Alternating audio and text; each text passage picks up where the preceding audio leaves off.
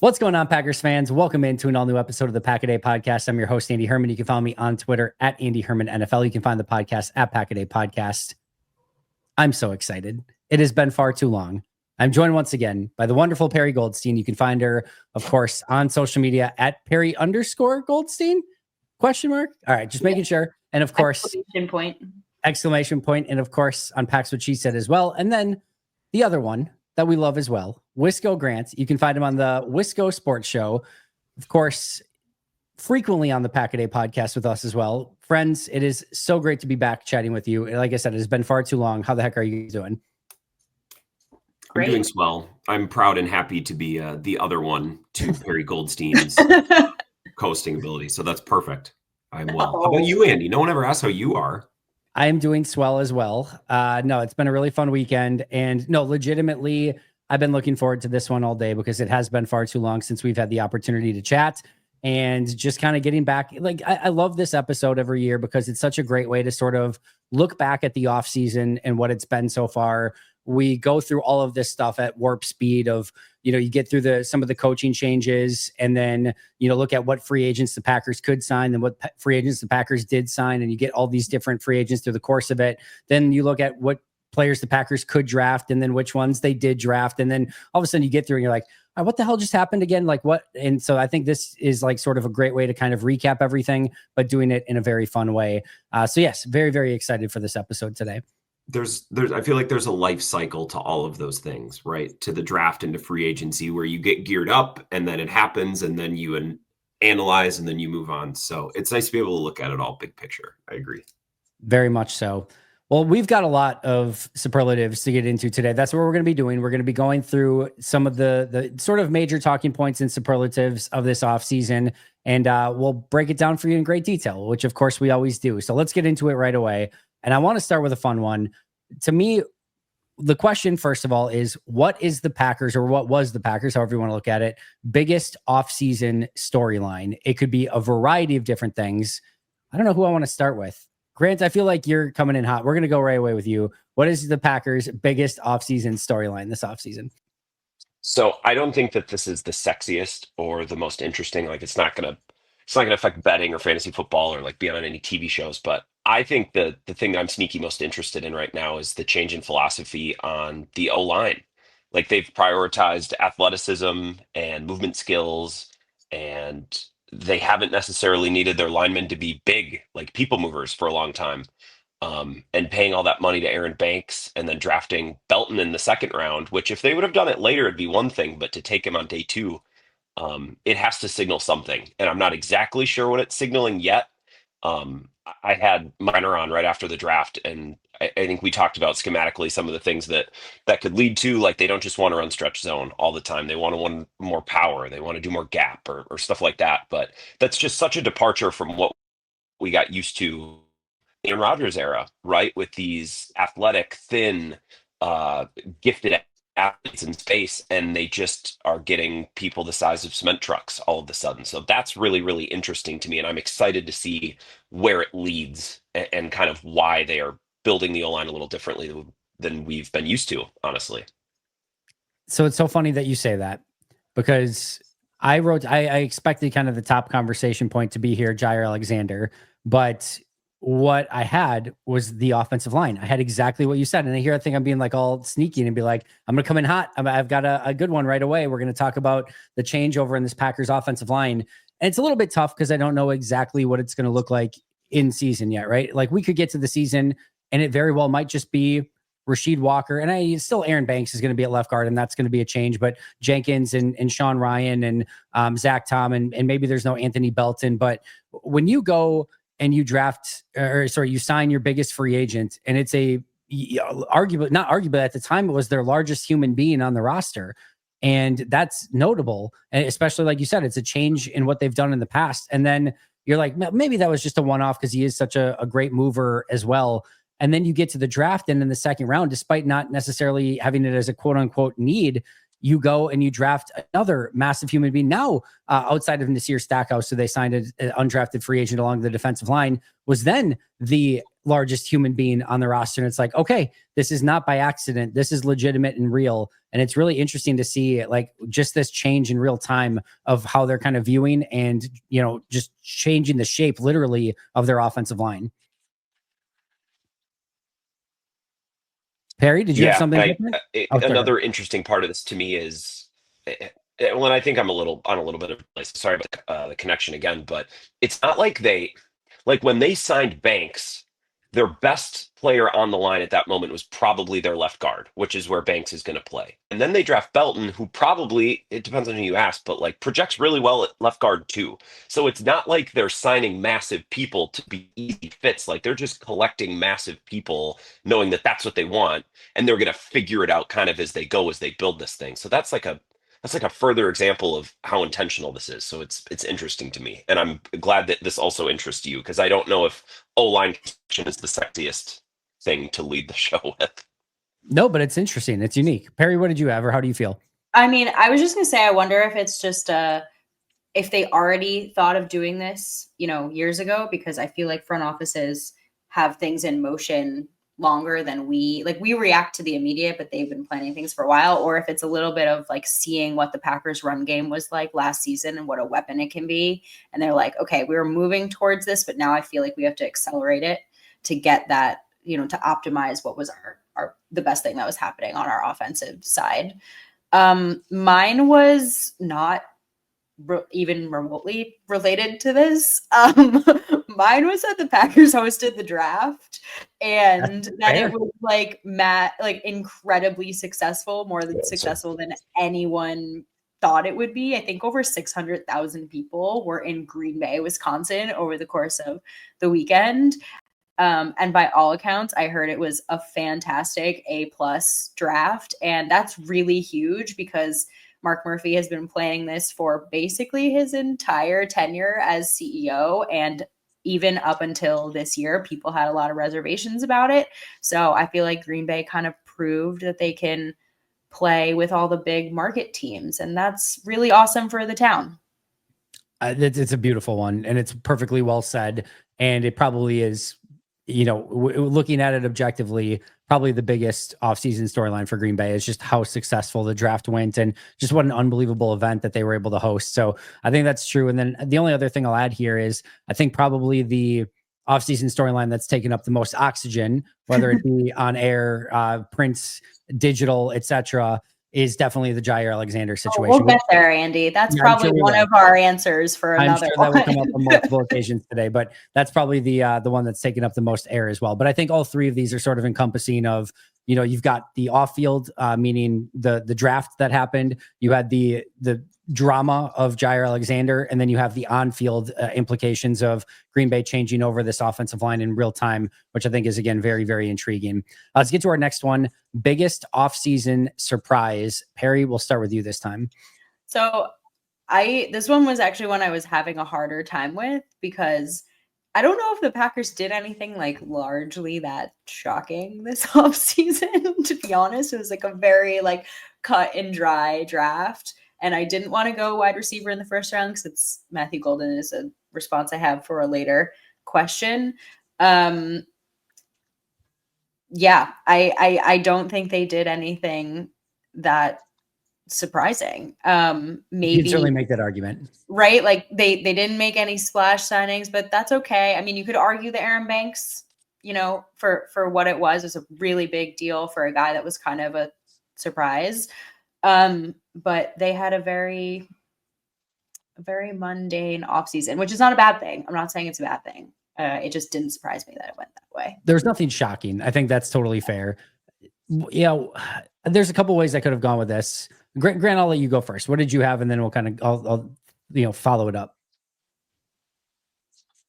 Well, I'm glad it's not just me because I didn't really think there was anything shocking. The bank signing was surprising, though. It's just not very Packers-like to see that much money go for, especially for a guard. You know what I mean? Like, this is a team that hesitates to pay their top tackle who's been there, you know what I mean? Or extend that guy, let alone bring in a guard who's mostly been fine. But it's for that changing philosophy. But yet it was still a little surprising because they drafted Jordan Morgan in the first round last year, who's fluid, movement space, athlete guy. So it's not even like Aaron Banks was a continuation. It was it was kind of the first shot over the bow. So not shocking, but that was pretty darn surprising when it happened. I had that as well, and that certainly was some level of surprising. The amount that he got bringing in a guard, they've never really spent huge money on a free agent guard before, so all of that combined was some level of surprise. But I'm going to go with actually happened early in the offseason. I think it caught a lot of people by surprise. That was Rich Bisaccia's contract extension. I think that one to me was one where it was like, Ooh.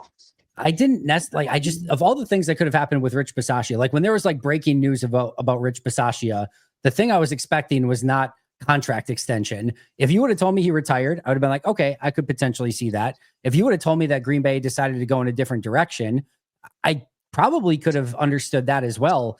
Probably the last thing I would have expected from that announcement was a contract extension. Now, I've talked about this. I think the separation between Rich Bisaccia, the assistant head coach, and the special teams coordinator is important. I think the assistant head coach has been awesome. I think he brings a different level of coaching and just kind of a different attitude to the entire team. And I do think, we hear all the time, whether it's Keyshawn Nixon, Nate Hobbs, Josh Jacobs, whomever, like just everyone has nothing but unbelievable things to say about Rich Bisaccia. That being said, the special teams has not exactly performed at a stellar level since he's got to Green Bay. I would have assumed, I didn't expect him to get fired, by the way, but I would have assumed that they just kind of would have kept everything status quo, keep him for another season, let him stay on the contract that he's on, and just go with that.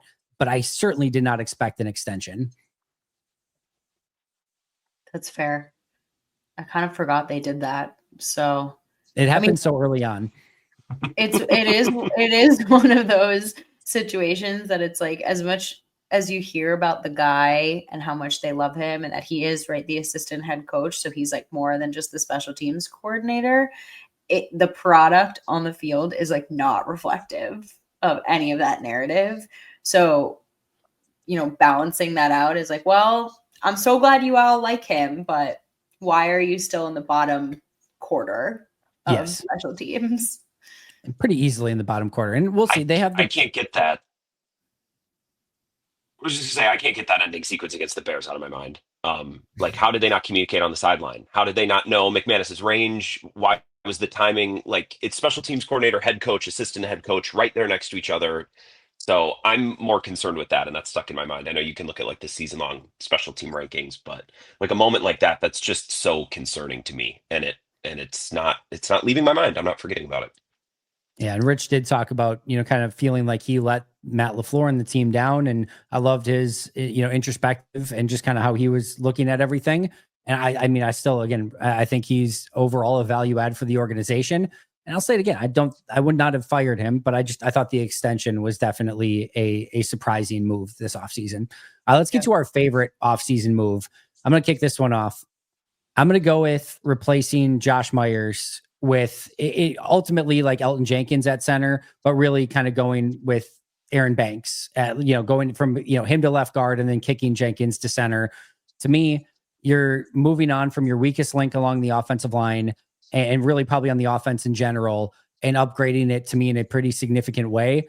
I still don't know that people are going to quite understand it. If they would have had a real solid center, maybe like I don't know, maybe like a Scott Wells, maybe that's a disservice to Scott Wells, but like a Scott Wells-esque center, and they would have moved on from him and got an all-pro, like just one of the best centers in football.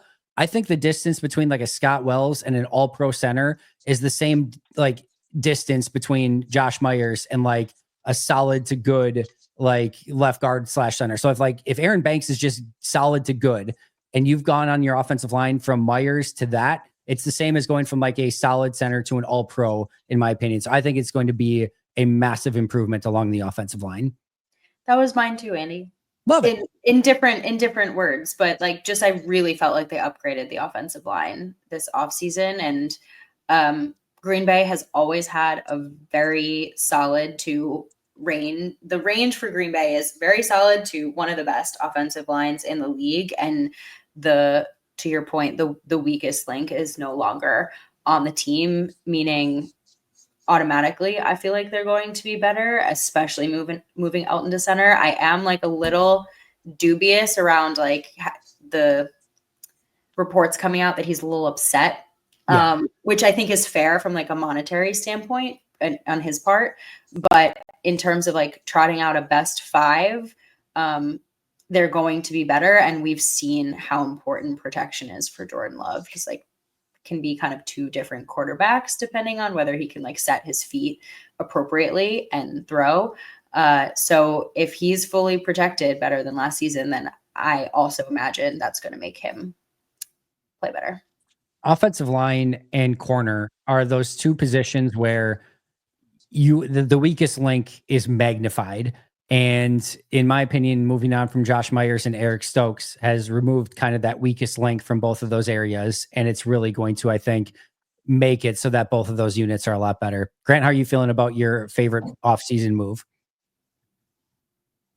Well, I'm glad that you compared the O-line and the cornerback room as weak link systems because my favorite offseason move, I guess aside from draft picks, which we'll talk about separately, is Hobbs. And it's not super, again, sexy. And no one, or a lot of people at least, didn't know who he was when the move happened. But you're just raising your floor, I think, with him on your roster. I didn't think that corner was a huge issue for them last year. Um, Corner wasn't awesome. They didn't have a bunch of superstars at corner last year, but they were fine. But bringing in Hobbs, I think, just gives them some insulation if there's an injury or if Nixon or somebody regresses. Like just knowing that he's there, that's the type of player they didn't have in that room last year, and I just think that's going to be so helpful for them, raising their floor, like you said. Like the weakest link just got stronger, and I think that's huge at a position like corner. It's a weak link system, like you said, Andy. Let's continue on our favorites. We're going to get to some obviously less positive things in a moment here, but I want to stick on the positive note for now. Favorite draft pick. Perri, we'll start with you this time. Okay. I have two, and I feel like someone else might be able to say more articulate things about the one I kind of want to say. Okay. So I'll just like start with Matthew Golden, and then I'll let somebody else take another one because I also love the Baron Sorrell pick. But I mean, we have like elephant in the room. They took a wide receiver in the first round, and not just any wide receiver, like one of the top of this class. And I think of all the receivers, as I was looking across the board at who to pick, he fits the hole that this roster has, in my opinion. There were a lot of guys that I really liked, and they were a bit redundant. And I don't think Matthew Golden is redundant in this offense. And I think he's going to come in and, I mean, he's already ruffling some feathers in that room, which in my opinion is a good thing. It means that you're coming in as a threat. That means people respect your game, and you're already going to be, if that room thinks that he's going to be good, then that's a positive sign, in my opinion.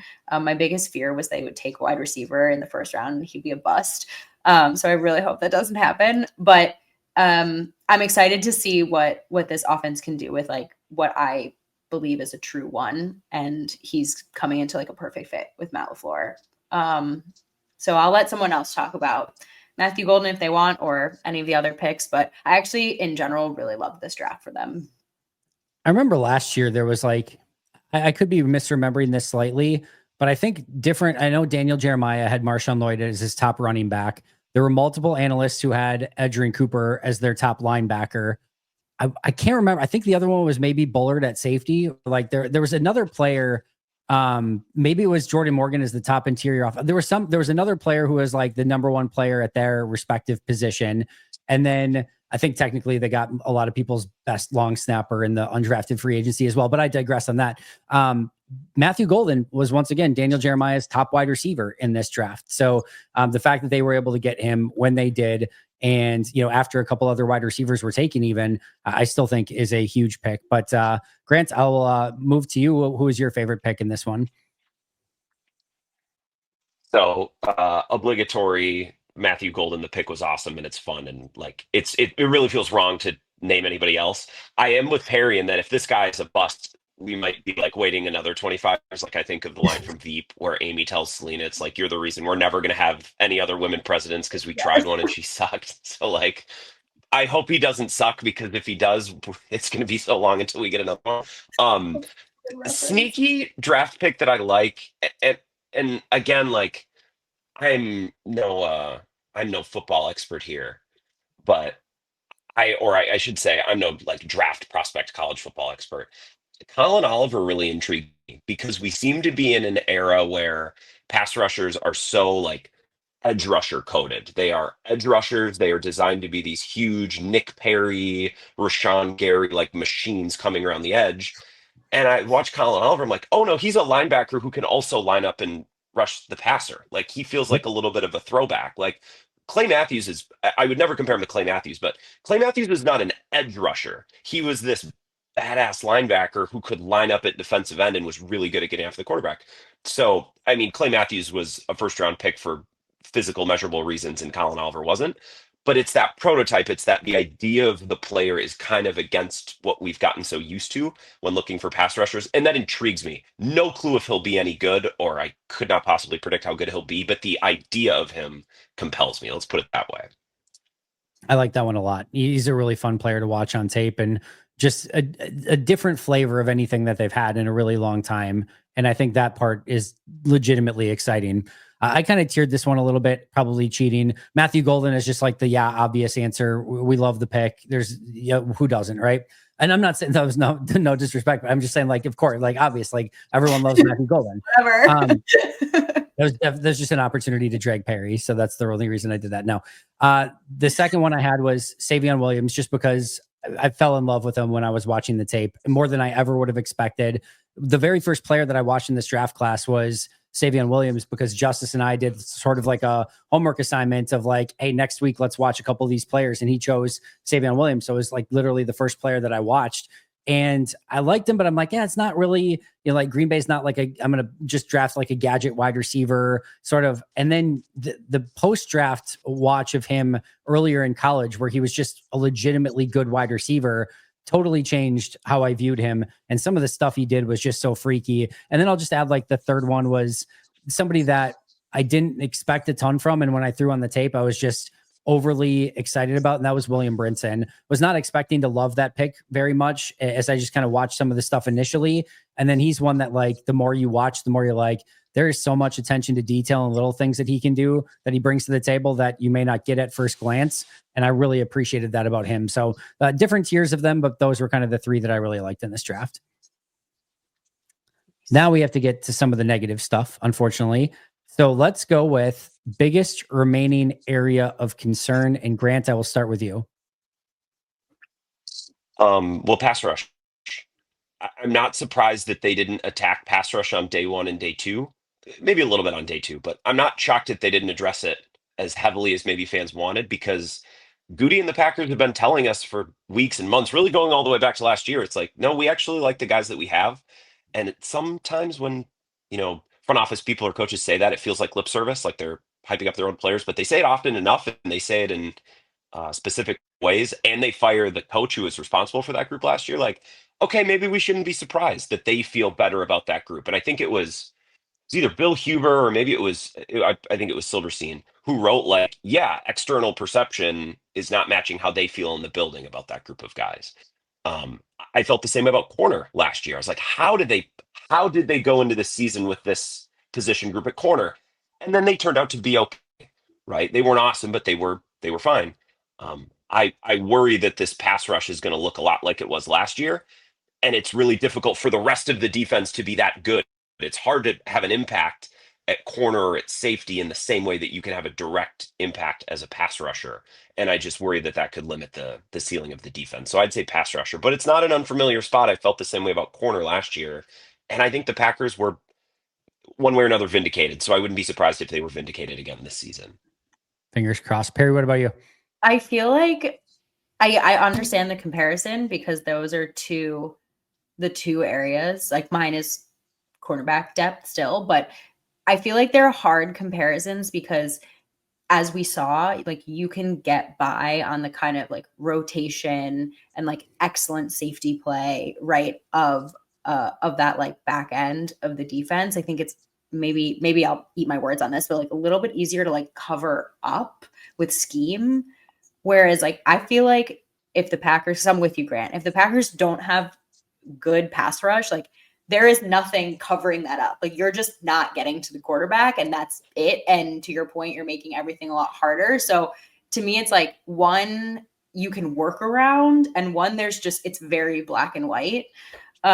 So I'm still a little concerned as well, because they didn't really add like established edge rusher that you're like, okay, he's going into the rotation, he's getting a majority of snap, or like a high volume of snaps, and like he's gonna go and like pair with Rashawn Gary. They're really banking still on a leap from the guys they have on their roster. That wasn't actually the one that I chose. Mine was still cornerback depth, but I think it's probably a better one to talk about, because cornerback depth, to the point we both just made, like they can work something out with the guys that they have on their roster, even if they trade Jair Alexander. I had cornerback depth as one of mine as well. And then the other, and I've talked about it way too much probably already, is, and Justice and I have talked about this a ton, of just what happens if Kenny Clark goes out injured for any period of time. I really struggle with, you have no TJ Slayton anymore. Kenny Clark would be hurt in that situation. And now it's like, even though I just talked about really liking him, you're at William Brinson and Nasir Stackhouse as your kind of run stuffing defensive tackles, because Wyatt's not a great run defender. Wooden's not a great run defender. Brooks isn't a great run defender.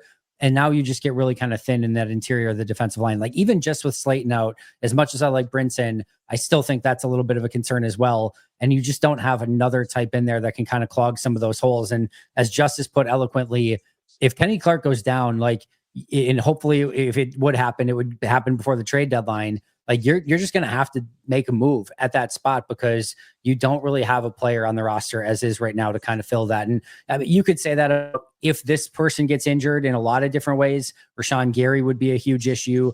Clearly, Jordan Love would be a huge issue. You certainly don't have another Josh Jacobs or Xavier McKinney on the team. Like, we could talk about that a lot, but I really would struggle with what that run defense looks like if Kenny goes down for any period of time. It's so fair. All right. The next negative one, least favorite offseason move from the Packers. Anyone want to start this one? Grant? Least favorite offseason move. It feels like a cop-out. It feels like a cop-out because I already used this one, but I didn't love the Banks thing. That's what teams do when they're struggling to build an O-line or to draft and develop an O-line. And I don't think the Packers are struggling to draft and develop an O-line.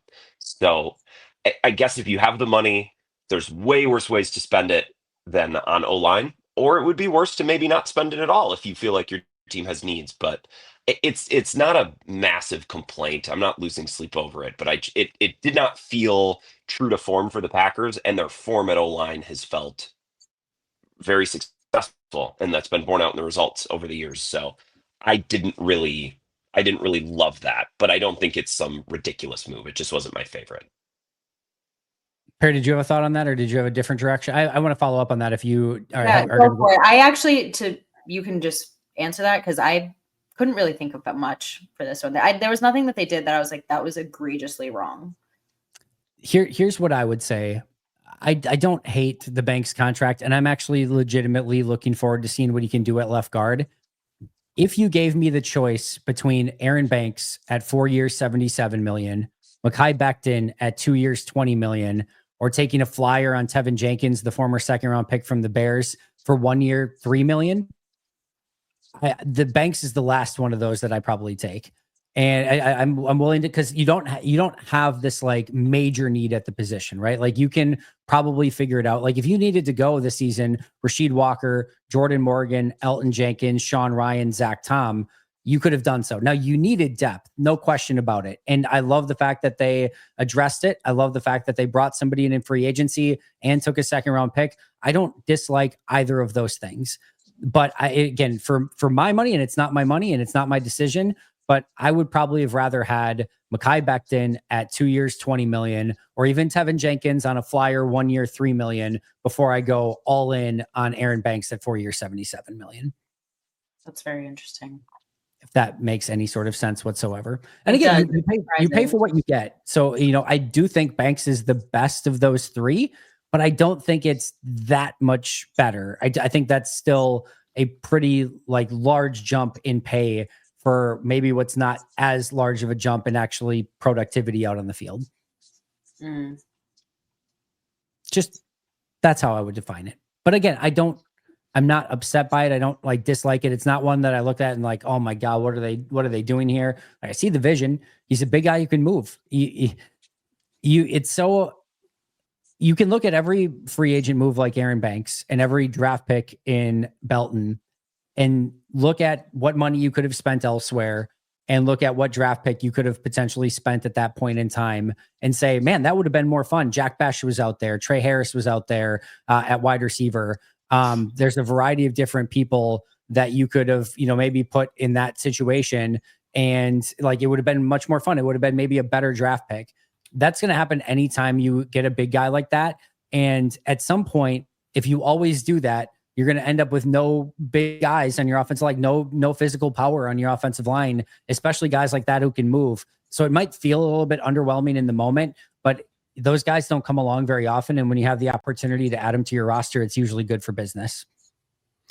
And there's a chance that contract like ages well, and in 2 years, we're like, remember when we were freaked out? So that's a thing with contracts too. I do wonder how much of that Eagles game is sticking in the mind of Gutekunst, which I know general managers and front offices are not supposed to do. You're not supposed to overreact to one game or a performance, but sometimes the athletes that are good in space can just get their butts whooped by bigger, stronger human beings. And it kind of feels like that's what happened against the Eagles. So I don't think Goody's overreacting to one game, but I think it would be wild to at least, ignore the idea that maybe he's like, yeah, we can't get manhandled like that again. And Banks and Belton are both part of that. But maybe overreacting to one game, like, leads them to like make the right decisions. Like, I think about the Chiefs after the Super Bowl where their O-line got like absolutely manhandled as well. And then they went out and got like an entirely new O-line, right? Yeah. And it made a huge difference. So you don't want to, I'm sure that was a culmination also of an entire season of watching that, but sometimes it just means you need the push over the ledge to make a right decision. And by the way, I'm fine overreacting. I would overreact to everything if I was in charge. You just typically don't see that from general managers. They say they don't want to do that. So. That's their whole job is to overreact. Yeah. Love it. All right. I actually do not have an answer for this one, which never, ever happens. So I'm hoping that one of you guys has an answer to this one. Is there an off-season move that you wish the Packers would have made? Anyone? No, because I am normally of the mind of like, we just got off the Aaron Banks conversation, so sorry, but like not overreacting and overpaying in free agency. And like I think a lot of people are making the argument that Aaron Banks was just that, but I think in general they didn't. Like, I'm glad they didn't trade for DK Metcalf. I'm glad they didn't overpay for, another like a corner that was on the market that like wasn't really going to be like DJ Reed, like who wasn't like so I'm with you, Andy. There were a couple, I could have easily talked myself into a 1-year, $10 million deal for Darius Slay if you're going to move on from Jair Alexander as like another outside corner that you could add to the team. I even could talk myself maybe into a pretty cheap deal for Calais Campbell as just like another big body, even though he's like 1,000 years old. He's still really good. And I could have talked myself into a pretty cheap contract for him just to add a little bit of, again, size, physicality, and just, veteran acumen along that defensive line. Maybe somebody who can, add or raise the level to some of those younger guys as well.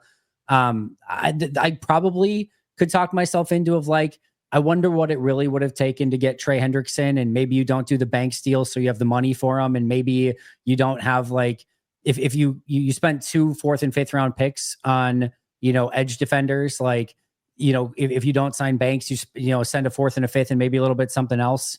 Could you have gotten Trey Hendrickson and then had a much, a more intriguing player? We fixed that pass rush issue. There's a couple of ways that I could have gone, but usually I love to like Monday morning quarterback this thing and be like, well, if they did this and they could have done this and look at all these different things that they could have done. And I just looked at this free agent class, some of the draft capital that it took to go get players like DK Metcalf. And there wasn't one offseason move where I'm like, I cannot believe this team got this guy for this price or whatever. It was a pretty high-priced free agent group. You had to overpay if you wanted to really go shopping. And what Green Bay did overall, I was cool with. So there was nothing that stood out to me. Well, that's you're Andy, talking about Andy not having an answer. not having a good answer is maybe the better, like not having a logical, like this is the guy that they should have gotten answer. You're acting like, by the way, the Trey Hendrickson thing is dead and gone and in the past. There's still fruit on that content tree for those who are bold enough to go picking. I do wonder. I think Cincinnati will ultimately pay him because Cincinnati is the type of organization, and Dallas is the same way, where it's like, well, we're going to pay you all along, but we're just going to drag our feet and make this worse for everyone and more expensive, and then do it anyway because that's what bad franchises do. But I do wonder if Cincinnati was like, well, he'll show up and he'll be fine. And now he's there and it's not fine. So like, I don't know. I'm just saying I'm not letting that die, but also the summer is a quiet time and the Brewers look like they might not be very good. So as long as Trey Hendrickson is talking to reporters and seems unhappy, I'm going to keep the porch light on for that point of conversation. Fair enough. Did you have any other answer, Grant, of like anything you would have done? No, I really wanted DK Metcalf. I mean, I want everything all the time, but now looking back, it's like, so they gave up that and paid a bunch of money, and maybe it's the Steelers, right? Because like, okay, but what else do they have going for him? Like they traded away George Pickens, who was supposed to be the guy to compliment him. So no, I don't think DJ Reed to the Lions didn't seem like an outrageous deal to me. I thought that was a deal that a lot of people loved. So maybe, but then they got Hobbs. So I don't know. That's not one that I'm going to lose sleep over, but maybe if I could think of a player who signed for a little less than I thought, that would be one. But the Packers signed another corner, so I'm not going to lose sleep over that. Love it. Let's go back to some more positive ones. Who are you most excited about going into this season? Doesn't have to just be an off-season move. Can be anyone that was previously on the team, can be a free agent, a draft pick, just somebody that you're most excited about going into the year. I have too many answers for this. I'll start, and I'll be lame and cliche and basic on this one. Nice. I'm just excited to watch Jordan Love. I like legitimately really want to see what Jordan Love is. I still think he's a really good quarterback. I haven't really wavered in that at all. We had so many injuries for Jordan a season ago that it was just so tough to glean what was real, what was fake, how much did the injuries play a part, how much did the missed practice time play a part. And I legitimately believe that this is going to be like the season that defines Jordan, whether that's like a top 10 quarterback, top 5 quarterback, somewhere in the middle, or if like what we saw last year was a little bit more real. And I think it's the former. I think he's going to be a top 10 quarterback. He might be just already, just by definition. But I'm really just excited to see him hopefully take another step and or anything, just kind of get what I think is going to kind of be a final answer of like, who is he? Final answer. I don't think year 7, no, I know. I'm making fun of you for being dramatic. No, I just don't think in year 7 you're going to get anything different that you probably get. Like this is his 3rd year as a starter, his 6th year in the league. Like you're probably just who you are at this point. And I think that maybe would have been closer to the answer in year 5 as well, save for we just never saw the real Jordan Love. So I do think like this is the season defining, I guess, just definition of what Jordan Love is. Yeah. I have that. So mine are ranked. So I'm just going to do a little New York mayoral race and give you my ranked choice options. Is there a mayoral race in New York going on? June. Oh, wow. So it's on the brain. The New York City mayor. I had that, Andy, as very high. Just like what Jordan Love looks like fully healthy in 2025. I also had Matthew Golden and his impact, which fair enough. But I think what's actually like standing out to me more, so maybe this will be a fun topic, is like I'm really excited about Jeff Havley's defense in year 2. I think what he did last season like flew really under the radar because the stats at the end of the season were really good, top 10. So he's got more players that are his choice, right? He had a say in the draft again. So now the defense is kind of turning over into like his image. He's got a few like potential stars. Edge Cooper is like, that asterisk there of like, a star that are percolating in there. And I think if he comes back out with another top 10 defense and you get a healthy Jordan Love, like that's a recipe for a very successful season. I love that answer a lot. I'm very much looking forward to that as well. Grant, what do you got? So I want to say Matthew Golden, just because like some of these answers are very easy, right? Like we're not That's fine. shattering anyone's world with some of these answers. But I will, as my answer being Matthew Golden, I'll answer my Matthew Golden answer with another name. I'm actually really excited to see Jaden Reed and Dontavian Wicks in year 3. Right. I think for the same reason you're excited to see Jordan Love. He's the quarterback and he's on the marquee and he drives the whole thing. But I still have a ton of belief in those guys. And I've never really stopped believing, although last year was frustrating. It just wasn't an option for them to go into this year with Reed and Wicks's development as the only plan. Right. Like it just wasn't tenable, because if you get into next season and Wicks still can't catch and Reed has inconsistencies, then you're porked. You're right back where you were last year. Maybe save for a healthy Jordan Love, but a healthy knee for Jordan Love doesn't make Dontavian Wicks catch the ball, right? It doesn't fix some of the other things. So I think Matthew Golden is massive, and I'm super excited to watch him. But I don't think he alone, especially as a rookie, can just fix all of the issues they had last year. And I'm really still excited about Wicks and Reed, even though it's maybe taking a year or two too long, or maybe they never get there. But I'm really excited to watch those two specifically in year 3, because I think it'll be kind of their penultimate year 2, just like it is for Jordan Love. Dontavian Wicks could catch the first pass of the season, throw it 90 yards backwards for a safety, and I'm still not selling my Dontavian Wicks stock. No, there's nothing that you could possibly get me to do to sell my stock in Dontavian Wicks. So, no, I'm all in still. I don't think, and I joked with somebody the other day of if it could be 15 years from now and Dontavian Wicks is playing in some arena football league, and I'm going to be there's still something there. Some team should pick him up. Just get him in. He's going to get open. He's just going to get open. So catch the ball this year, but I'm still there with you. I'm not selling my stock. All right. We all went for most excited going into the season, right? Yes, we did. All right. What are you most nervous about going into the season?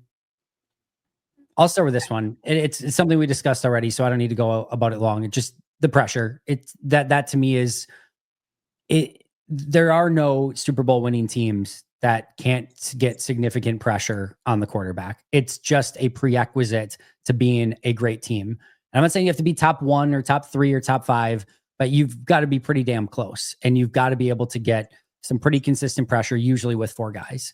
And I'm still not quite there right now. And I'm hoping new defensive line coach, hopefully some jumps from LVN and Devontae Wyatt. Maybe these rookies can provide something, but just still very nervous about it. Yeah. I'm most nervous about the division. I think they're in the best division in football again. I know the Lions had a brain drain and the Vikings are having new quarterbacks. So there's a lot of question marks. I didn't mention the Bears because, whoever knows what's happening with the Bears, but it's still going to be a very competitive division. And the Packers really struggled against their division opponents last season. And I like to think, because it's my team and I'm an optimist, that, sorry, I'm just going to call it like it is, that they will be better this coming season, right? I think there's going to be more tape on the Lions, and they have all new, basically everyone under Dan Campbell is new. Like I said, JJ McCarthy is starting for the Vikings, but Kevin O'Connell is still a very good coach. And I just think I really, really would like to see them come out strong week 1 against what's now their biggest rival, because you can talk all you want about iron sharpens iron and blah, blah, blah. But being first in the division and being third in the division is a humongous difference when you're going into playoffs, whether you have home field advantage, who you play, etc. And I think if they want to make a push, they need to focus on winning the division this season. The NFC North is predicted to have the most wins of any division, and that's despite it having a ridiculously hard schedule all throughout the entirety of the NFC North. So just goes to show you how good that division really is, or at least expected to be going into this year. Grant, what about you? I love the answer of the division. That's a classic zig when everyone is going to be zagging. So I like that. On the Lions, they need to win week 1. They have not beaten the Lions at Lambeau since 2021. And that's an insane thing, because I was at that game with Andy. What was that? I was at that game with Andy. Oh, and that was the one there was an onside kick at the end and they still almost. No, it was close. Yes. Yeah. It was still nerve-wracking. Yeah. There was some madness at the end. So just for reference, I was 17 years old when the Lions won that game at Lambeau. It was the first time in my life it had ever happened. Because I think the previous time was 93 Like it had been this insane streak of them not being able to win in Green Bay. And I went a large portion of my life without it ever happening. So just getting back on track against the Lions and just notching one and getting a pelt on the wall there is huge. I think I'm most concerned about Jordan Love. It's not that I don't believe in him. It's just that I think there's a reasonable, realistic outcome this year where he is inconsistent, has great throws, has bad throws, doesn't fall back on his mechanics as often as he should, and it's just kind of the same guy. And they can win with that guy, but I think there's a realistic possibility this year that he just never looks like this, like dialed in quarterback every snap, every play like we saw in the second half of his rookie year. And it wasn't just the injuries last year. So I'm not saying I would bet on it, but that's my concern, because if that happens, then it kind of recontextualizes every other thing we're talking about.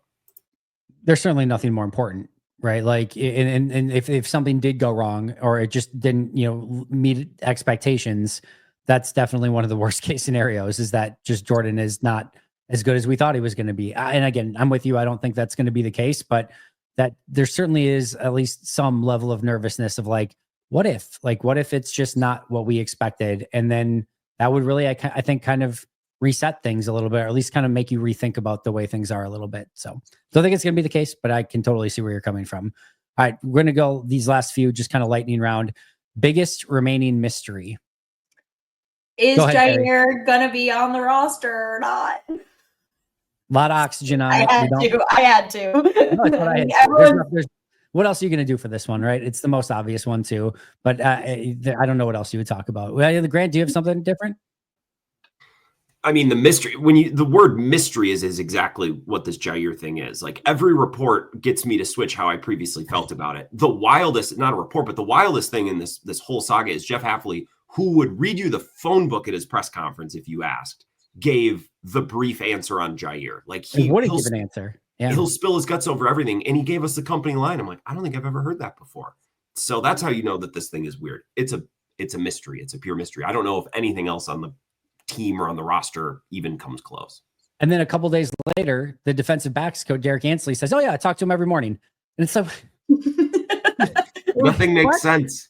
Like Jeff Hafley literally won't be like wants to pretend the guy doesn't exist. Like I don't even want to talk about that. We're not talking about hypotheticals. It's like, it's not a hypothetical. He's literally on the roster. He's the very first guy listed. You go to Packers.com, pull up the roster. Number one guy on there, Jair Alexander. Like, that's not a hypothetical. He's there right now. He's contracted on the team. And then it's a very Jair way to go out, to be quite honest, to just confuse the heck out of everybody and then be like, peace.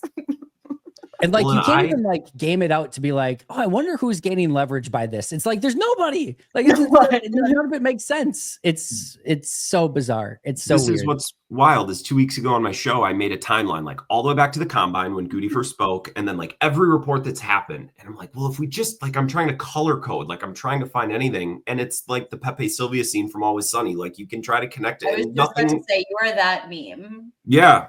So it's entertaining. I would thought at this point in mid-May that we'd have some sense of direction and idea of where it's going, but we just don't.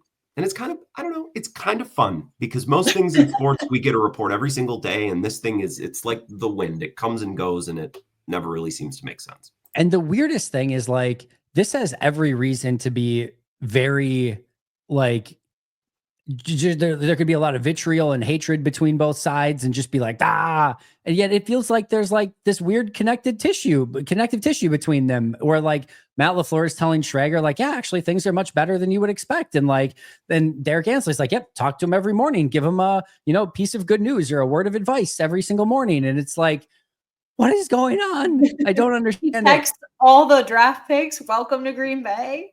Nate Hobbs, like, hey, welcome to the team. Like, they're all like, yeah, I heard from Jair. It's like, what? Working out with Xavier McKinney. And then there's like, Josh Jacobs with Kay Adams, where it looks like he's about to say like whatever team he ends up on, and then like cuts himself off mid-sentence because he realized what he's about to say. Like, I don't know. It's the weirdest thing I've ever seen. I don't know that I've ever, and we've gone through some Rodgers stuff, some Favre stuff, and like this is even on a different level than that, I feel like. All right. Player that you can't wait to watch in preseason. I'm going Marshawn Lloyd. Okay, so that was gonna be my answer. Assuming they play him, I was gonna say Marshawn Lloyd, but I don't know how many snaps they're gonna give him. So I assume he's gonna get a little run. I just want to see what he looks like. I don't know if he's good. I don't even know if he's that important for the team. I'm just curious to see. I think he's going to be good, and I think he's going to have a legitimate role. Not like, Josh Jacobs is going to be the guy, but I think he'll have a legit role on the team, and I do think he's going to be very good. But like you said, like I guess maybe if they're just treating him like a crash test dummy of like if he gets hit, like things are just going to explode, then maybe they don't give him much run in the preseason. But I think they will. I think they want him to get better at pass pro. I think they want to see what he can do, see if he can stay healthy and carry the load a little bit. I think he'll definitely get time there. Perri, what do you got? That works. All right, that works. Last but not least, player and or storyline that's not getting enough buzz and or attention.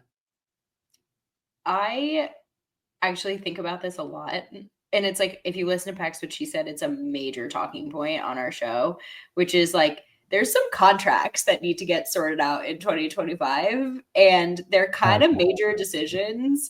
And it's a little tougher now with the Christian Watson injury, but like they have to decide on him and Romeo Dobbs's contract. Like they have to figure out like Quay and Wyatt, and like there's some like legit decisions that are going to be made this season. And I just feel like not enough people are talking about it. I like that answer a lot. Grant, what do you got? I was going to say Dobbs too. Something that I brought up on my show last week is it's very clear if you listen to the coaches' pressers and the assistant coaches too, not just the coordinators, but all the way down to position coaches. They're just obsessed with competition. Yeah, we want to get a look at all these guys at this position, and we want these young guys to get in there. Like they're screaming from the hilltops that we want everyone competing for their job, which is good. They should want that. Like you should always be trying to replace everyone and get cheaper. But the Packers have been really bold about it publicly, and I don't think that's the only reason why Jenkins is looking at his deal and Jaden Reed is concerned about his role, but I think it might be a part of it. Like, I think they put a lot of players and position groups on notice with what they did this offseason, and probably with good reason because some of those position groups weren't good enough, but that can rock the boat a little bit, and I think we've seen that a bit. So I'm with you, Perri. Contract adjacent stuff or players coming up on a contract, or how things got a little weird with Dobbs last year, another angle to that story as well. All right, I'm going to go with, we talk about this 2023 draft in a lot of different ways of like LVN's got to have a big breakout this year. And what is Jaden Reed after his slow second half of last season? Can Tucker Kraft make a big jump? Like Dontavian Wicks, like, are we still, buying the stock in Wicks, or is he just going to continue to drop the ball? What can Carl Brooks and Carrington Valentine be in their third seasons? But I feel like of all the players that we really don't touch base on a ton, like Luke Musgrave is one that's kind of just gone a little bit under the radar. And he had 7 catches last year for 45 yards. 7 catches for 45 yards, 0 touchdowns. He was hurt all season. Well, let's refresh that a little bit. He was absolutely hurt, and I totally get what you're saying. He's been hurt for 2 years now, but Luke Musgrave played last year in, I think it was 7 games. If I want to double check here. 1, 2, 3, 4, 5, 6, 7, 8 games. He played in 8 games, 7 of which he received double-digit snaps in. And like still overall, I'm not saying this is a ton, but had 160 snaps on offense. And within that, only caught 7 passes for 45 yards. And it was like, if there was something else that he was like, well, he's a really good run blocker. Well, he's not. If he was a really good pass protector, but he's not. So like, he's got to be a receiving weapon in order to make that work. And I just don't know that we're now going into year 3. And yes, very large part due to injuries over his first 2 seasons. It's so funny how like some people get a complete pass on injuries and others are like, this guy's injury prone and he totally sucks. And I don't think either of them are necessarily correct. I'm not saying one way is better than the other. I hate this guy's injury prone and he totally sucks. But it's like Christian Watson will be out for 2 weeks and it's like, oh my God, I can't stand this guy. And like Luke Musgrave misses a bunch of time and it's like, well, he's just been a little bit banged up and he's going to be able to come back and have a big, it's like, how do we define this stuff? It's the weirdest thing, but just what is Luke Musgrave in year 3? And I really like the player. I loved him coming out. I think he's super talented, but I think the on the field product, not even including the injuries, the on the field product when in the games so far over 2 years has been underwhelming. And I just want to see it kind of take that step and hopefully be a little bit better in year 3, which takes time usually for tight ends. So hopefully this is the year. You're right. He's the only player who could miss the majority of the first 2 years and underperform in the games that he played and still get discussed like a rookie going into the season. It's like, well, you start with a healthy Luke Musgrave again this year. It's like, this is his 3rd season. Yeah. Well, I threw you a softball there, Andy. You're welcome. Thank you very much. I appreciate it. This is why we work together so well. I know. All right. It was planned all along, guys. This was a ton of fun. I always love chatting with you guys, and it's just kind of fun to kind of look back at the off season that was and kind of look at it in a variety of different ways. think that's it for our sort of superlatives for today. But Perri, what do you got cooking? Is Maggie just being lazy again? Like, oh, I'm gonna have a kid, and now she's not gonna do packs. It's like, well, when are we getting some more packs? What she said. Yeah, Pax, what she said, is on maternity leave right now. Unacceptable. So if you did not know, Maggie did just have a child, Andy. It's her second little girl. She's adorable. She has big cheeks. Get her on the pod. Get her on the I love pod. her. So yes, we'll be back at some point, but we are giving Maggie some well-deserved mom time. So we will be back for like probably the start of OTAs and things like that. But Andy, if you want to come on the show and do a little F with me, then we can give the people some content. But yes, for now, the regular shows are on maternity leave. Anytime, simply because I got to try to stay ahead of Dusty, Nagler, Tom Grassi. Those guys is like the most appearances on Pax What She Said. So I'm just trying to run up the numbers as best I can. Fine, I'll take it. Deal. Maggie, while I disagree with you getting any time off ever, I hope you're doing awesome and you're the best. So enjoy your time off. Grant, what do you got cooking? Well, this is going to be a big week. Bill is going on vacation, so I'll be doing the 10 to 2 show and then my normal thing 4 to 6 at night. Probably not a lot of talk about the Brewers, so a lot of Packers stuff. And this is the week that Favre documentary is coming out, which I'm very intrigued by. I don't like sports documentaries. Like, I'll just watch the games, and if I'm not watching the games, I will do something else. I normally don't get into them. This one interests me because the people at front office are really, really, really, really, really good at this type of stuff. So probably going to talk about that a little bit this week because I don't expect a ton of Packers or Brewers news. So I think I'm excited to talk about that this week on the show. And you can find my show. Just find my Twitter at Wisco Grant. And that's the best way to find where the show is on. Bill's taking off. You mentioned the Brewers twice now, so I'm just going to take a moment and say, let's go, Mets. We have an amazing record Alonso right get now. Embarrassed at the plate. Pete Alonso no, it wasn't Pete Alonso. It was Juan Soto get embarrassed at the plate. Whatever. We have we're tied for the best record in the NL right now, so you can't say nothing to me. Well, we got shut out 4 times in 5 games, so the best ball is yet to come. This year, October is going to be our month and not May. So how about that? May's been brutal. That is for sure. What is with Bill Michaels taking off? Maggie's taking off. Did people just not do this 365 days a year? I didn't know that was an option. I was not aware that was an option, that you didn't have to do this every single day. Interesting. Noteworthy. You guys are the best. Follow her at Perri_Goldstein. Actually, over here at Perri_Goldstein. Follow him down there at Wisco Grant. You can find me at Andy Herman NFL. You can find the podcast at Pack a Day Podcast. That's going to do it for us today. But until next time, and as always, go Pack Go. Go Pack Go. Go Pack Go.